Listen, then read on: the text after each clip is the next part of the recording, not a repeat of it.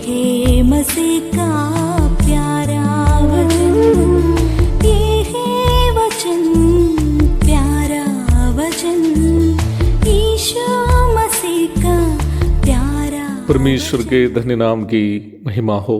प्रभात मनन के सत्र 1636 में आप सभी का बहुत ही विनम्रता के साथ स्वागत करता हूं। आइए आज का मनन के लिए हम पढ़ते हैं पौलुस के द्वारा तीतुस को भेजी गई पत्री अध्याय 1 पद 5।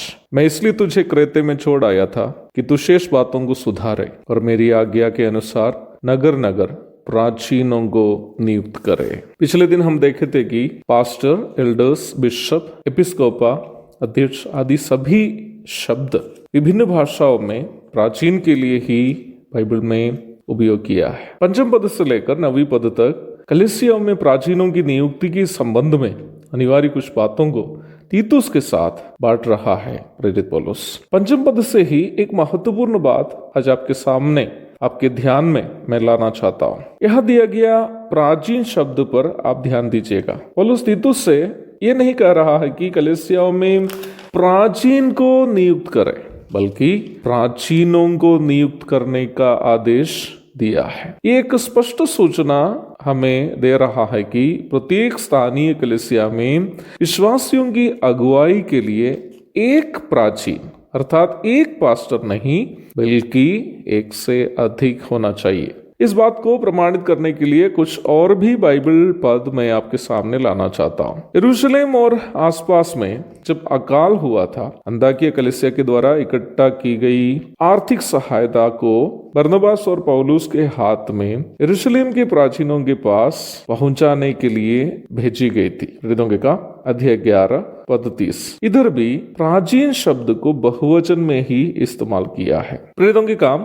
अध्याय 15 पद 3, 4, 22 आदि पदों में भी प्राचीनों करके दिया गया है। एक वचन में नहीं, बहुवचन में दिया है। प्रेरितों के काम 20 की 17 को देख लीजिएगा। इफिसुस में कलीसिया के प्राचीनों को बुलवाया, इस प्रकार हम वहां पढ़ते हैं। प्रेरितों के काम 21 की 18 में पुनः हम प्राचीनों शब्द को ही देखते हैं। पत्रियों में भी हम इस बात को स्पष्ट तरीके से देखते हैं कि प्रत्येक स्थानीय कलीसिया की अगुवाई एक पास्टर या एक प्राचीन के द्वारा नहीं बल्कि एक से अधिक से होनी चाहिए। पहला तीमुथियुस 5 की 17, पहला पत्रस 5 की 1 आदि पदों में भी हम प्राचीनों करके बहुवचन में इसका उपयोग करते हुए देखते हैं। याकूब 5 की 14 में हम इस प्रकार पढ़ते हैं, यदि तुम में से कोई रोगी है तो कलीसिया के प्राचीनों को बुलाए। यदि तुम में से कोई रोगी है तो कलीसिया के प्राचीनों को बुलाए।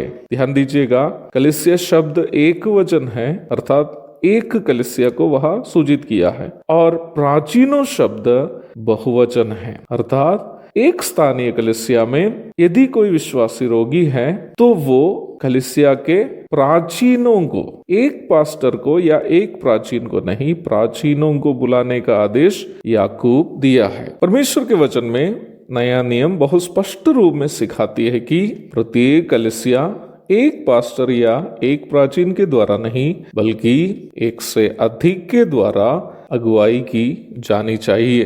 परंतु ये बहुत ही दुखजनक बात है कि ज्यादातर कलीसियाओं की अगुवाई कोई एक पास्टर के द्वारा, एक प्राचीन के द्वारा ही हो रही है। आप जरा देख लीजिए वर्तमान दुनिया में कलीसिया के बारे में हम क्या समझते हैं और बाइबल क्या सिखाती है। प्रभु दया करे, इस महत्वपूर्ण विषय पर हम आगे अध्ययन को जारी रखेंगे और तब तक के लिए आपसे विदा हो जाता हूँ। प्रभु आप सबको आशीष दे। आमीन। मारानाथा।